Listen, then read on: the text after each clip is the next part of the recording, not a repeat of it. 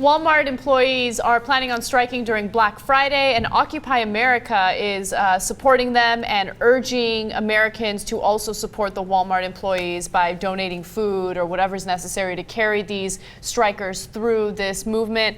And I'm sure Walmart's a little worried about it, especially considering the fact that Black Friday is a huge sales event, and a lot of retailers make a significant amount of money during that weekend. Now, I think that this is the beginning of a really interesting and possibly very effective strategy. Look, I don't know if you know this, but it turns out this planet is run by money. Okay, that's the one thing that everybody cares about. Of course, often on this show we talk about how money controls politics, right? So if you hit them where it counts, which is in their pocketbook, you're gonna get their attention. Now they'll strike back, and I don't know what they will do, etc., and things can get messy.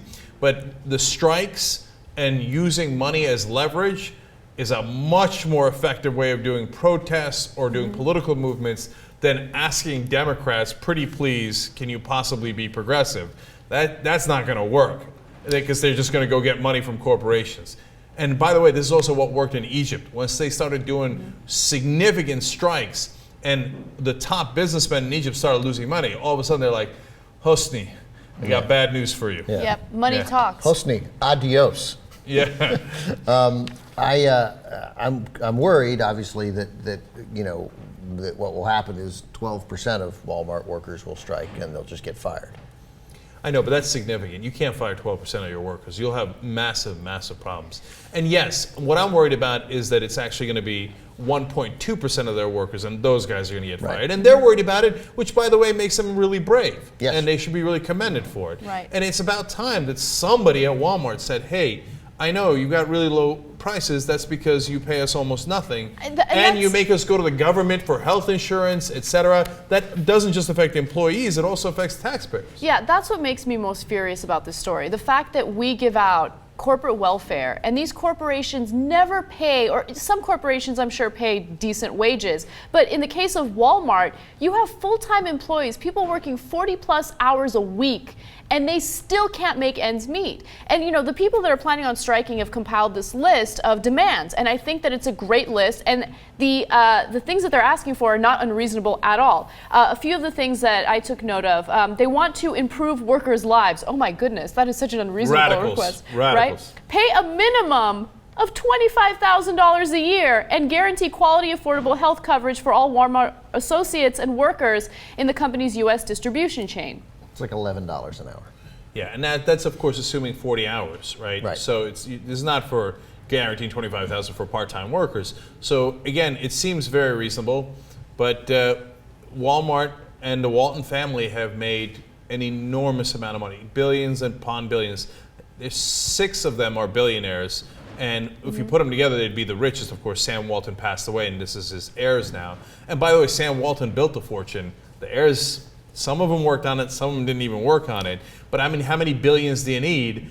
It's possible that you might be a little bit better off if you treated your employees decently. And if you're not going to do it voluntarily, which doesn't usually happen, well, that's what strikes are for. Yeah, and the sense of entitlement that these guys have, right? The people who have inherited this massive wealth, and they think that they were entitled to it, but they don't think that people working 40+ hours a week are not entitled to a fair pay.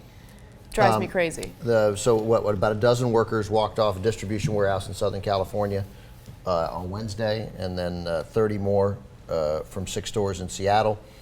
And they're planning 1,000-store protests are planned: Chicago, Dallas, Miami, Oklahoma, Louisiana, Milwaukee, LA, Minnesota, and DC.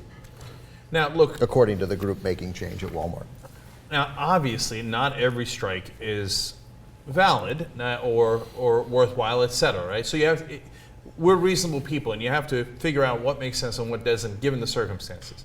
But given that Walmart has been doing this to their employees for decades on end, and the few owners at the top have profited to the tune of billions upon billions of dollars and continue to do so, and refuse to share that with any of the employees who built that, right? I mean, you got literally, in the parlance of this last election, the guys who didn't build that, the Walton family, their dad built it. Some of them, again, worked on it. Some of them didn't even work on it at all. And they turn to the people who work on it every single day and help to build their fortune and grow their fortune and say, we're not sharing it with you at all. We're going to give you the absolute bare minimum where you could barely hang in there and you don't have any other choice but to work for us. Well, that isn't good enough. Yeah, and I don't really understand what the point of a minimum wage is if that minimum wage doesn't allow you to live. You know, it's not a living wage. You can't, if you're working 40 hours a week and you're doing so on minimum wage, that's not enough money to pay your bills. And let's say you have a family, that's not enough money for your family. Let me read this quote. Sarah Gilbert, she's a manager striking in Seattle. She says, I work full-time for one of the richest companies in the world. My kids get state health insurance and they're on food stamps.